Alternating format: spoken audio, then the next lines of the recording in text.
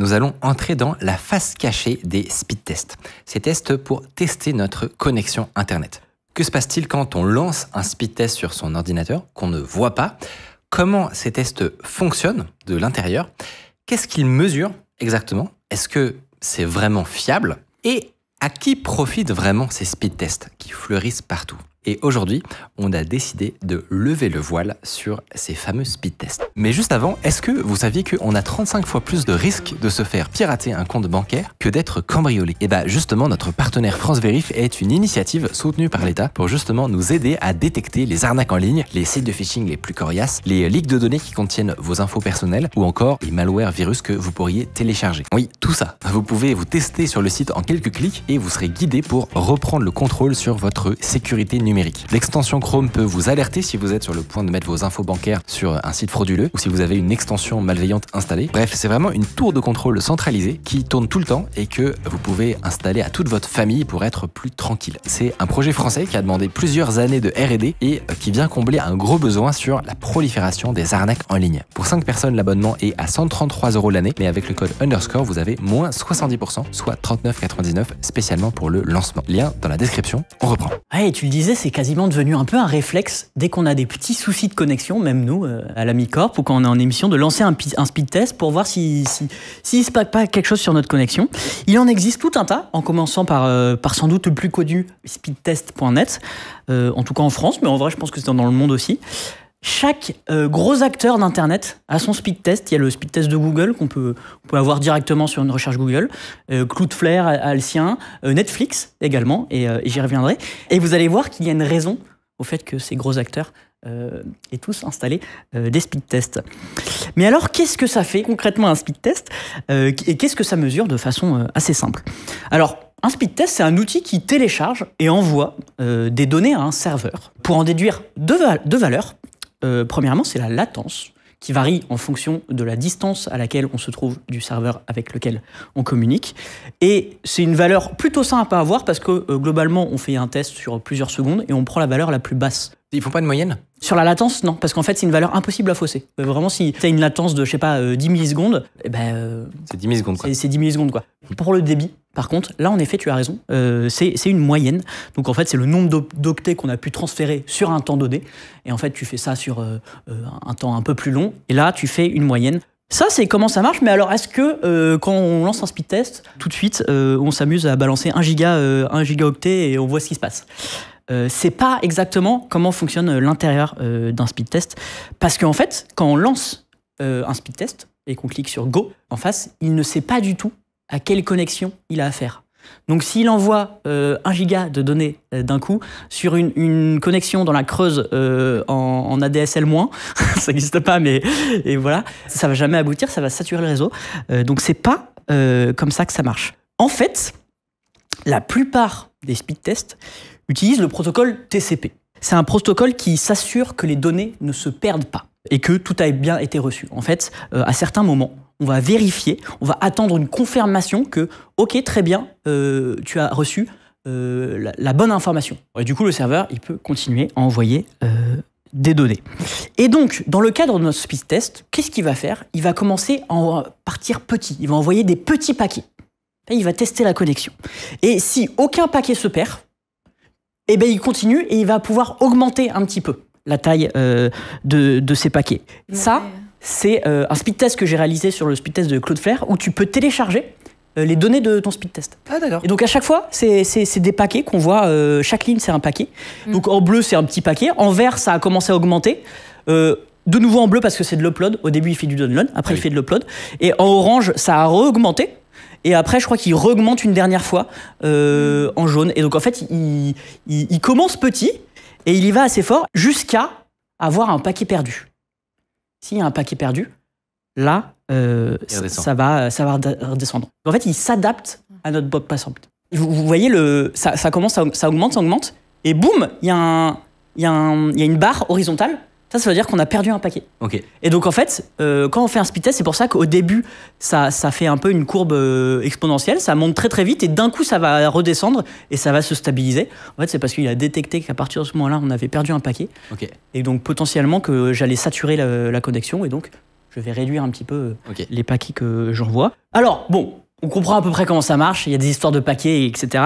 On a des premières réponses, mais j'avais envie justement d'en savoir un petit peu plus sur l'intérieur d'un speed test et comment on monte un speed test. Et j'ai pu échanger avec Louis, un Français, un ancien ingénieur réseau de chez Claude Fer, justement, et qui a travaillé sur la mise en place de leur speed test. D'accord. Derrière un speed test, il y a un générateur de fichiers, en fait. Et si possible, qu'il soit le plus rapide possible, parce que tout ce qui prend du temps, on va essayer de le supprimer parce qu'on veut que les mesures soient le plus fiable possible. Et un générateur de fichiers qui soit proche de l'utilisateur, donc potentiellement qu'il fasse ça en local du côté du client. Et surtout, un élément super important pour ce générateur de fichiers, c'est qu'il fournisse des données aléatoires. Pourquoi ? Parce qu'il ne faut pas que le navigateur puisse anticiper les données et du coup les prédire et les mettre dans son cache. Il faut absolument que ça soit des données aléatoires pour pas fausser encore plus. Ah ouais, mais quand il m'a dit ça, j'étais... Parce qu'évidemment, on l'oublie parfois, mais quand tu vas sur Google ou YouTube, la petite image Google ou YouTube, elle est chargée qu'une seule fois. Ah oui. Le navigateur la redemande pas 1 million de fois. Il la redemande peut-être une fois par jour ou une fois toutes les semaines pour voir si elle a été modifiée. Mais effectivement, ça pourrait fausser tout le test de connexion en fait. Et puis, ce qu'il me disait aussi, dans la mesure du possible, faire un front-end le plus léger, le plus clean possible. Éviter d'avoir des images qui mettent 100 ans à recharger, parce que si entre-temps, tu as lancé ton speed test, et ben, c'est un peu chiant. Alors maintenant, on va arriver aux questions qui nous intéressent. Est-ce qu'un speed test, c'est fiable ? Eh bien oui et non. En fait, il y a plein de paramètres qui peuvent influer. De base, un speed test, c'est un bête calcul de transfert. Vraiment, on envoie des données, on voit combien de temps elles mettent à arriver d'un côté ou de l'autre, entre un serveur et un client. Mais il y a une première douille. C'est qu'en fait, quand on fait un speed test, il va systématiquement essayer de trouver un serveur le plus proche de soi. Sauf que quand on va sur un site web, le serveur, il n'est pas forcément au même endroit qu'on a fait le speed test. Et en fait, plus le serveur est proche, plus du coup notre latence est faible. Et en fait, plus la latence est faible, plus le débit est élevé. Pourquoi ? Parce que dès qu'il y a un paquet qui est perdu, en fait, on va le demander de le renvoyer. Et du coup, cette action, ça prend du temps et ça fait baisser le débit parce qu'il n'y a pas plus d'informations qui est arrivée au client depuis le serveur. Et donc, si la latence est forte, le fait de redemander de renvoyer les paquets qui sont perdus, eh bien en fait, ça prend plus de temps parce que la latence est grande et du coup, ça fait baisser le débit. Donc, plus la latence est faible, plus votre débit sera grand. Et en fait, tout joue sur on optimise à fond la latence qui est perçue parce que comme ça a permis de maximiser le débit. Et tout est une question de paquets perdus. J'avais jamais pensé. Ouais. Est-ce que la distance avec le serveur augmente les chances de perdre des paquets ? En fait, si tu es tout seul sur Internet, non.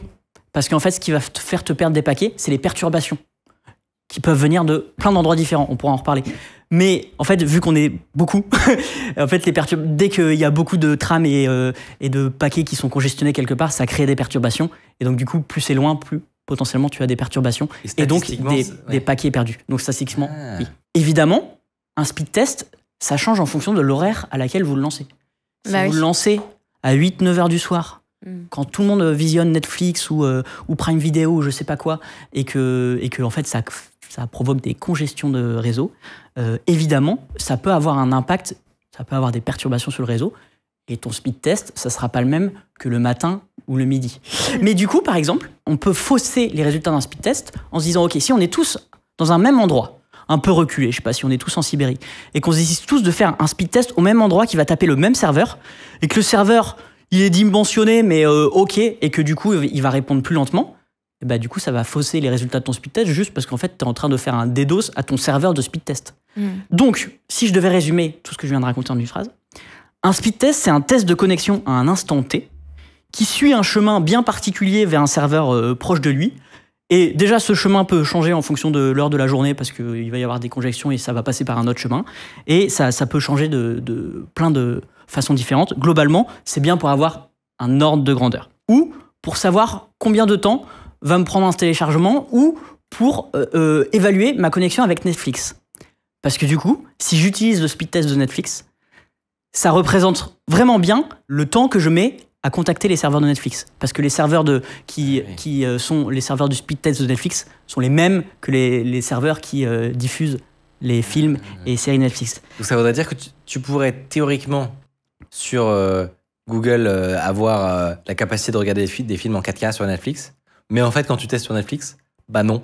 Voilà, exactement. Ils sont pas au même endroit, quoi. Et en plus, tu connais pas les connexions entre ton opérateur à toi et Netflix, Google, Amazon ou Shadow. Alors justement, est-ce que mon opérateur, il peut enjoliver un speed test? En gros, qu'il te fasse croire que tu as une gigafibre alors qu'en fait, non. Voilà. Et j'ai eu la réponse, j'ai demandé à Louis, justement. Oui. Non. En fait, il y a un concept en réseau qui s'appelle la QoS, qu'on peut traduire par la qualité de service, qu'on peut faire chez soi dans son coin, mais aussi qu'on peut faire à un niveau d'opérateur. Et en fait, tu peux très bien détecter les trames qui viennent, les paquets, les trames qui viennent d'un speed test, par exemple speedtest.test qui est très connu, et prioriser à fond le fait que ces trames, on les délivre en premier, et c'est ce qui va aller le plus vite possible. Alors, tu pourras pas passer d'une ADSL à d'une fibre, évidemment. Mais c'est tellement smart. Mais tu peux. En fait, tous les opérateurs font de la QoS, de la qualité de service, c'est-à-dire qu'ils priorisent certains aspects. Et d'ailleurs, j'ai un exemple très marrant, c'est le cas de Free. C'est il y a un petit moment maintenant, mais quand Free Mobile est sorti, on voyait un peu des speed tests, des connexions Free ou Free Mobile publiées sur Twitter en mode ouais, c'est vraiment les meilleures connexions et tout. Ils ont joué un peu dans leur communication. À mon avis, ils avaient bien opti la QoS de speed test.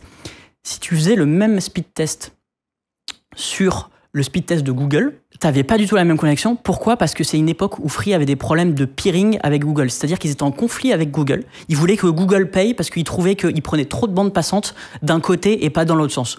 C'est des histoires de gros sous entre opérateurs et GAFAM. Les réseaux, etc. Mais globalement, c'était un peu chiant quand tu étais Free à l'époque parce que ta connexion avec Google était vraiment détériorée. Et tu avais un nombre de gens qui se plaignaient de ce problème sur les forums qui était fou. Par exemple, tu téléchargeais une appli sur le Google Play Store, je me souviens, sur Android, ça mettait 10 ans. Enfin, c'est parce que Niel était fâché avec... Et parce qu'il y avait un conflit, il y avait vraiment un conflit on appelle ça de peering, donc d'interconnexion entre Google et Free. Et donc du coup, vu que c'est les mêmes serveurs de Google, si tu faisais ton speed test sur Google, il était nul à chier. Éclaté. Parce que juste les interconnexions avec les serveurs de Google étaient nuls. Petit bémol, c'est impossible à prouver que les opérateurs font bien de la QoS sur speedtest.nest. Mais bon. En tout cas, ils ont la possibilité de le faire. Et il y a d'ailleurs, autre exemple, le même cas avec Netflix.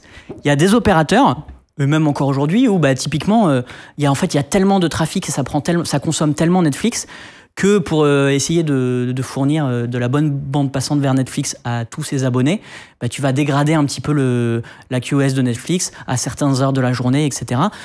Parce que sinon, tu t'en sors pas, ou ça te coûte trop cher, ou tes accords de peering avec Netflix sont ce qu'ils sont, etc.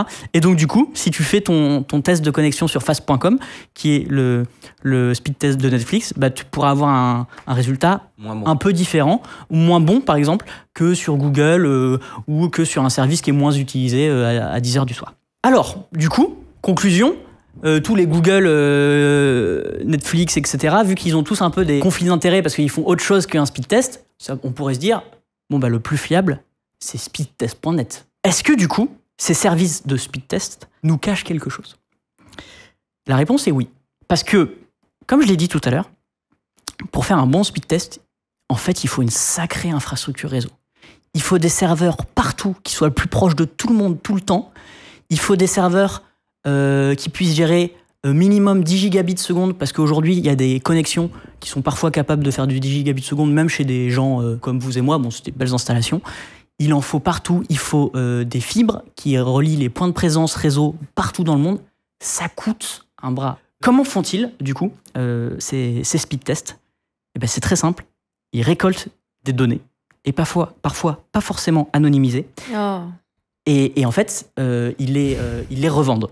Alors, pour Netflix, Google et Cloudflare et consorts, ils les revendent pas forcément, mais en fait, ça les aide dans leur infrastructure. En fait, ça permet de débugger leur infrastructure. Ça permet de savoir à quel endroit leur connexion, leur peering, leur connexion avec leur service marche mieux dans le monde. Où est-ce qu'il y a un problème ? Où est-ce qu'il faut des bugs ?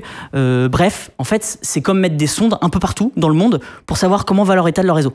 Parce qu'en fait, ce qu'il faut savoir, c'est que pour connaître la vitesse d'Internet, il n'y a pas d'autre moyen que de juste tester pratiquement avec un speed test et d'envoyer des paquets et de voir combien de temps ils mettent à revenir. Mais du coup, speedtest.nest, c'est les gentils de l'histoire. Et en fait, pas du tout. Ils ont une méga belle interface qui est bourrée de pubs. Ils ont absolument des serveurs partout. Ils ont tout un marketing pour encourager à faire le speed test. Ils récoltent énormément de données. de connexion, d'IP et parfois même plus. Et en fait, ils revendent ces données, c'est leur business model, soit à des agences marketing pour du ciblage, parce que ça peut permettre de faire cibler des pubs, soit à des États ou par exemple à des agences comme l'ARCEP, qui gère le réseau français, peut être très intéressé par avoir des données de connexion pour cartographier un peu le pays. Et j'ai une anecdote incroyable. Louis, avec qui j'ai discuté, il a demandé à Comcast, c'est son opérateur, il a demandé ses données privées. Et dedans, il y avait des données de résultats de tests de débit, de sa connexion, de son adresse IP, avec des précisions, genre l'heure des tests, son user agent, etc. Et en fait, c'est très très très probable que ça vienne de Ookla et que Comcast, lui-même, en tant qu'opérateur, ait acheté une étude, une banque de données, pour évaluer la connexion de ses utilisateurs et de ses adresses IP à Ookla. Et en fait, c'est un business. Mais c'était pas... Tu te dis pas qu'il pourrait y avoir un lien entre ton opérateur et le site de ton speed test. Et genre là, vraiment... Il y en a potentiellement un qui est le client de l'autre, en fait. Voilà. Et puis, c'est le business de Ookla. Ookla appartient à une firme qui s'appelle Ziff Davis, qui est une grande firme qui fait plusieurs choses. Ils sont en même temps dans la cybersécurité. Ils ont des VPN, notamment ils ont IPVanish VPN, Strong VPN. Ils sont aussi dans les magazines. Ils ont PC Mag. En gros, c'est des gens... Ils ont des médias, donc par exemple sur PC Mag, vous aurez des tests de VPN et souvent dans les premiers résultats qui tombent, ça sera leur VPN, parce qu'évidemment ça leur appartient, ils ont Mashable aussi. Et ils ont aussi Ookla, et en fait ça leur permet d'agréger plein de données et de revendre des données un peu partout à qui il veut. Et donc du coup, un speedset, ça vous donne un aperçu, une indication de votre connexion entre un serveur donné et vous. Mais en fait, aujourd'hui, déjà avec les débits qu'on a, qui sont de plus en plus grands, c'est devenu quasiment inutile. À partir du moment où si tu sais que tu as la DSL, la fibre, tu auras des différences, mais qui ne seront pas énormes. Et surtout que si vous avez des soucis de connexion, c'est plus probable en fait qu'ils viennent d'un autre élément. Je sais pas, votre serveur, le serveur que vous essayez de contacter, il a des problèmes et que ça soit pas votre connexion à vous. Mais en réalité, le speed test est surtout utile à celui qui l'héberge. C'est-à-dire qu'en fait, quand vous faites un speed test, vous avez une petite information pour vous, mais c'est super utile pour speedtest.net ou Google ou Cloudflare ou Netflix qui cartographie l'ensemble de son réseau. Si vous avez aimé ce sujet, je suis à peu près sûr que vous allez apprécier l'interview qu'on avait faite de Jean-Baptiste Kempf sur comment la CIA a manipulé un logiciel utilisé par des millions de gens, à savoir VLC. Je ne connaissais pas cette anecdote, c'est assez dingue.